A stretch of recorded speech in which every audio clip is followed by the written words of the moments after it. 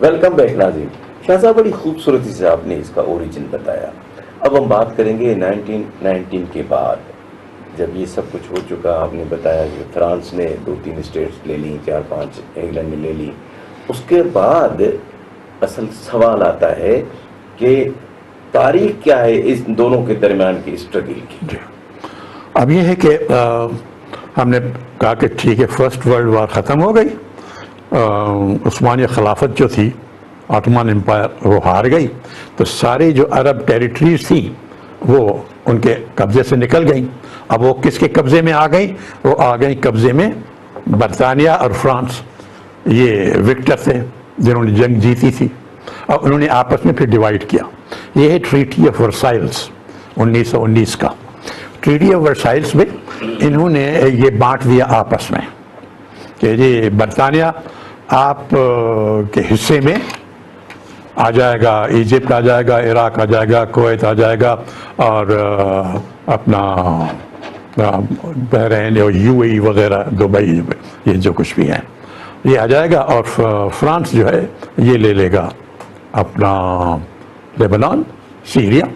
اور فلسطین جو ہے اس کو ایک مینڈیٹ بھی دے دیا انہوں نے کہ برطانیہ آپ کو ہم یہ ٹرسٹ کے طور پر دے رہے ہیں، آپ فی الحال چلائیں، اس کے بعد اس کا ہم فیصلہ کر لیں گے. تو 20-22 سال کا ان کو یہ دے دیا. اب وہ برطانیہ کے قبضے میں سارے علاقے آ گئے، ساری عرب دنیا. جو ان کو کہا تھا پہلے کہ ہم سارے عربوں کو ملا کے آپ کے لیے ایک ریاست اسٹیٹ آف عرب اسٹیٹ وہ ہو جائے گی، اس کے بجائے تو انہوں نے ٹکڑے کر دیے عربوں کے، جو آج کل بھی چل رہا ہے.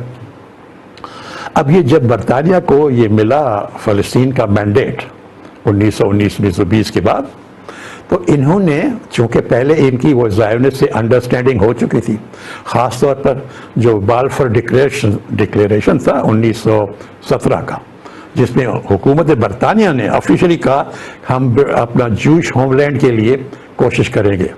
تو پھر انہوں نے اپنا دنیا کے مختلف ملکوں سے یہودیوں کو جہازوں سے مختلف طریقوں سے امیگریٹ کرا کے اور وہاں بسانا شروع کیا فلسطین میں. اب وہ پہلا نقشہ آپ دیکھیں گے تو آپ کو نظر آ جائے گا کہ اس وقت 1920 میں 1920 سے لے کے 1946 تک اب یہ سارا جو گرین دیکھ رہے ہیں یہ سب فلسطین کے عرب تھے.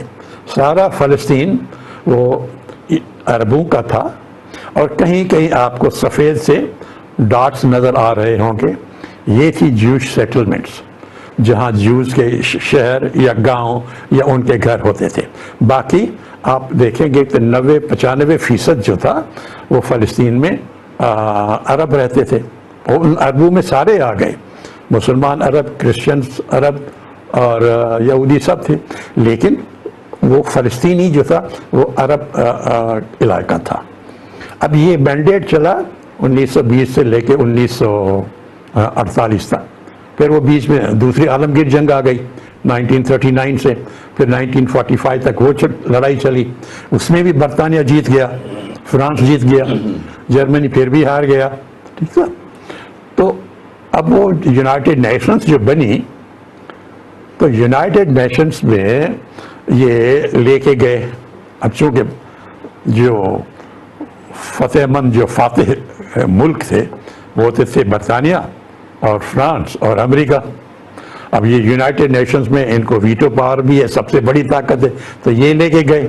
اور یہ پہلے سے جوش ہوم لینڈ کے لیے ایک کوشش بھی کر رہے تھے، بلکہ آفیشلی کہا بھی تھا کہ ہاں ہم بنانے میں مدد کریں گے. تو وہاں پہ جب لے کے گئے تو وہاں اپنی مرضی سے ایک نقشہ انہوں نے پیش کیا کہ ہم یہ نقشہ پیش کرتے ہیں، اس طرح ریاست اسرائیل ایک قائم ہو جائے گی اور ایک ریاست فلسطین قائم ہوگی، state of Israel and state of Palestine. اب وہ نقشہ جو تھا، جو نمبر 2 اس میں آپ دیکھیں گے کہ وہ سارا جو گرین نقشہ ہے جو 1946 تک تھا، اب وہ سکڑ کے وہ قریباً 35 یا 40% سے بھی کم ہو گئی ہے فلسطینی کی زمین. 60-65% زمین جو ہے وہ جوش لینڈ آ گئی. اب یہ جب نقشہ انہوں نے پیش کیا یونائٹڈ نیشنز میں، یہ جو فاتح ممالک تھے، تو عربوں نے کہا بھائی یہ کیا زیادتی کر رہے ہو، ہم جو ہے ہم 80% ابھی بھی جو آپ نے جیوش امیگریشن 22 سال میں کی 1920 سے لے کے 1948 تک، اس کے باوجود ہماری آبادی 80% ہے عربوں کی، اور آپ زمین ہمیں دے رہے ہو 40%. یہ ہمارے ساتھ اتنی زیادتی کیوں ہو رہی ہے؟ تو اس لیے انہوں نے وہ نقشہ قبول نہیں کیا. انہوں نے کہا 2 ریاستیں بھلے بنے، ایک اسرائیل کی ایک فلسطین کی، لیکن آپ انصاف کیجئے 80% لوگ ہم ہیں. پہلے ہم 100% زمین ہماری تھی، اب 100% زمین جو ہے اس سے گھٹا کے آپ ہمیں 35% یا 40% زمین دے رہے ہو، تو یہ ہمارے ساتھ زیادتی ہے. کہ پاپولیشن ہماری 80%، ہماری 80% پاپولیشن ہے، پہلے اس سے بھی زیادہ تھی. تو انہوں نے نقشہ نہیں کیا اور لڑائی شروع ہوئی. پہلی لڑائی 1948 میں. اس 1948 میں لڑائی اب یہ تھا کہ عرب آرمی جو تھی ڈس آرگنائزڈ، کوئی ان میں آرگنائزیشن نہیں تھی، کوئی ایکسپرٹ نہیں تھی، اور وہ ہار گئے. تو اسرائیل جو تھا انہوں نے اپنی ایریا جو 48 کا نقشہ تھا اس سے بھی بڑھا دی. اب اس کے بعد تیسرا نقشہ آپ دیکھیں گے تو اس میں دیکھیں گے کہ یہ جو گرین ہے، جو عربوں کا علاقہ، وہ گھٹ کے نہ صرف گھٹ گیا بلکہ ٹکڑوں میں بٹ گیا. ایک غزہ کا ٹکڑا ہے اور ایک وہ ویسٹ بینک کا چھوٹا سا ٹکڑا ہے، ٹھیک ہے نا، اور ایک چھوٹا سا اوپر ہے. اب یہ ہے کہ اس کے بعد ایک اوسلو کا ایگریمنٹ ہوتا ہے، بیچ میں جو بڑے پاورز ہیں وہ، کیونکہ لڑائیاں تو چلتی رہتی ہیں.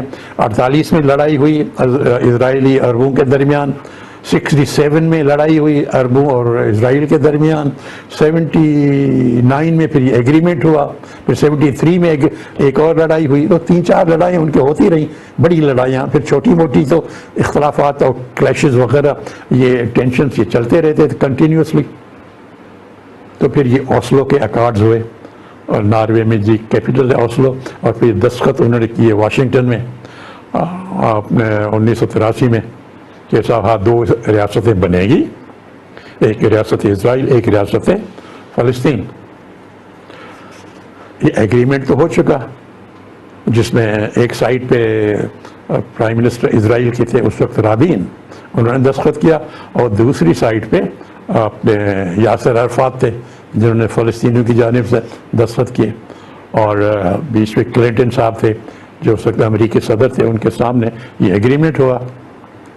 بات یہ ہے کہ اس کے بعد بہت بڑا حصہ جو اسرائیلی حکومت میں اور معاشرے میں ہے وہ 2 اسٹیٹس چاہتا ہی نہیں ہے، وہ سارے فلسطین پہ پورا قبضہ کرنا چاہتا ہے. جس طرح جو نقشہ آپ دیکھیں گے کہ گرین سے کس طرح وہ گھٹتا گرین جو ہے وہ گھٹتا جا رہا ہے. تو اب یہ جو 2 اسٹیٹس کی ایگریمنٹ بھی ہو چکی 1983 میں، لیکن چونکہ اسرائیلی حکومت نہیں چاہتی تھی کہ خاص طور پہ ان کی جو کنزرویٹو جو لیکوڈ پارٹی ہے اور جو ایکسٹریمسٹ ہیں رائٹ سائڈ پہ، اور جو ان کا مذہبی فرقے والے ہیں پارٹیز ہیں ان کی، وہ سارے ملا کے ان کی یہ ہے کہ نہ 2 اسٹیٹس رہے نہیں، فلسطین اس کی ریاست رہے ہی نہیں، سارا جو ہے وہ اپنا جوش ہوم لینڈ سارے فلسطین پہ آ جائے، ایک حصے پہ نہیں. All of Palestine should be converted into the Jewish homeland, into Israel. اب انہوں نے اس وجہ سے پھر کیا کیا کہ یہ 2 اسٹیٹس کو پریکٹیکلی ناممکن بنانا کہ یہ ایک ریاست اسرائیل کی ہے، یہ ریاست، یہ علاقہ جو ہے ٹکڑا یہ فلسطین کا ہے. اب اس کو ناممکن بنانے کے لیے انہوں نے کیا کیا کہ اس علاقے میں شہر بسانے شروع کیے جوز کو، یہاں پہ ادھر ادھر ادھر ادھر ہر جگہ. وہ زمین جو تھی अपना अरबों से, उनमें वो बसाते गए। अब इधर भी है, इधर भी, हर जगह इतने फैलाए कि कोई टुकड़ा बचा नहीं जिसको आप अलग फ़लस्तीन की रियासत बना लें। मतलब उसको नामुमकिन बनाया प्रैक्टिकली। ज़ुबानी डिप्लोमेटिकली कहा हाँ हम बनाते हैं, लेकिन प्रैक्टिकली ग्राउंड रियलिटीज़ ऐसी तब्दील कर दी। अब उसमें दो तीन चीज़ें कहते हैं ना, कि एक तो है कि हाँ सेटलर्स, कोलोनियलिज्म, सेटलर्स को बसाओ, ये जो ओरिजिनल इनहेबिटेंट्स जो अरब थे उनको आप माइनॉरिटी में करो, उनके घरों में भी उनको आप बसाओ उनको, और या ज़मीनें उनसे ज़बरदस्ती ले लो या ऐसे कवानीन बनाओ ताकि मेजॉरिटी को आप माइनॉरिटी में कन्वर्ट करो। तो ये प्रोसेस होता रहा। उसके बाद आप चौथा नक्शा देखेंगे कि उसमें आप देखेंगे कि सुकड़ के जो फ़लस्तीनी अरब हैं उनका जो इलाका है वो छोटे दो महदूद इलाकों पर रह गया है। एक है गाज़ा की छोटी स्ट्रिप और एक है वेस्ट बैंक।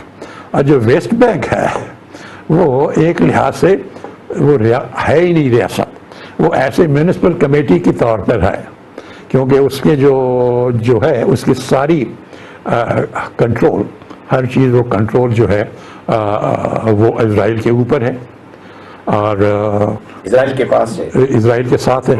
और बाकी गाज़ा जो है वो पहले था उनके साथ, लेकिन 2007 के बाद वो इलेक्शन में हमास वहाँ इलेक्शन जीत गई। और हमास जो है पहले वो इकट्ठे थे, PLO और हमास, ये जो वेस्ट बैंक वाले और गाज़ा वाले। उसके बाद 2007 में इलेक्शन वो जीत गए और PLO वाले हार गए। तो उसके बाद वो दोनों अलग हो गए, आपस में भी उनके इख्तलाफात हो गए। हमास वाले, उनको गाज़ा की पट्टी उस पर वो टोटल कंट्रोल है, वो इलेक्टेड हो गए थे वहाँ पे।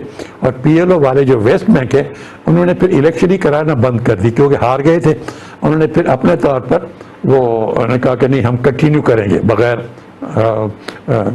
चुने हुए नुमाइंदा होने के, बग़ैर इलेक्शंस के। और फिर वो आहिस्ता वो टोटली उनका कब्ज़े में आ गए, इजराइल के कब्ज़े में।